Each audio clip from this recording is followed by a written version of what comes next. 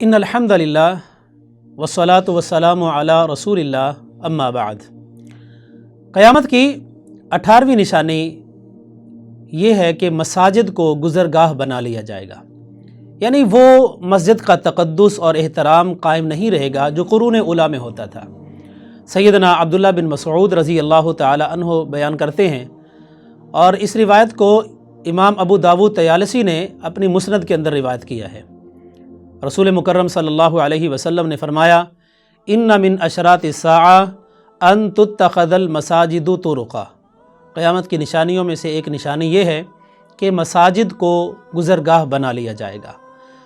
इसका मतलब ये भी हो सकता है कि लोग मस्जिदें इतनी खुली बना देंगे कि उसके दाखिली और ख़ारजी रस्ते होंगे, तो लोग इस तरह से उसको अपनी गुज़रगाह बना लेंगे। या ये भी हो सकता है, जैसे कि एक रिवायत में आता है, कि लोग मस्जिद से गुज़र जाएंगे, आएंगे, लेकिन वहाँ पे 2 रकतें अदा नहीं करेंगे। एक हदीस में इस बात की भी वजाहत आती है। 19वीं निशानी क़यामत की ये है कि ज़िना आम हो जाएगा। नबी करीम सल्लल्लाहु अलैहि वसल्लम ने फरमाया, इन्ना मिन अशरातिस साआ। क़यामत की निशानियों में से कुछ निशानियाँ ये हैं। फिर आप अलैहिस्सलाम ने मुख्तलिफ़ निशानियाँ बयान की, जिनमें जहालत का आम हो जाना, इल्म का उठ जाना, और इसमें एक बात ये भी थी, आपने फरमाया व अन यज़हर ज़िना, ज़िना आम हो जाएगा।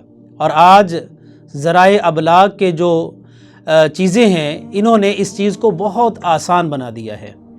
आप देखते हैं कि किस तरह से मुस्लिम मुआशरों में ज़िना ज़ोर पकड़ रहा है और ये चीज़ आम हो रही है, जबकि अल्लाह सुब्हानहू व तआला ने मुसलमानों के ऊपर इस चीज़ को हराम कर दिया और फरमाया कि ये बहुत गलत, कबीह और बुरा रास्ता है। ये इंसान की नस्ल को बिगाड़ने की वजह बनता है, ये इंसान के अखलाक, किरदार, बदन और वजूद को ख़राब करने का बाइस बनता है। इसलिए शरीयत ने इस पर पाबंदी लगा, सिर्फ पाबंदी ही नहीं लगाई, बल्कि कुछ ऐसे ज़राए भी रख दिए, ऐसे चीज़ें बना दी, रुकावटें खड़ी कर दी, जिनकी वजह से ज़िना तक पहुँचने के रास्ते मसदूद हो जाएँ। तो ये ज़िना का आम हो जाना, जैसे कि मौजूदा दौर में है, ये क़यामत की एक बहुत बड़ी निशानी है।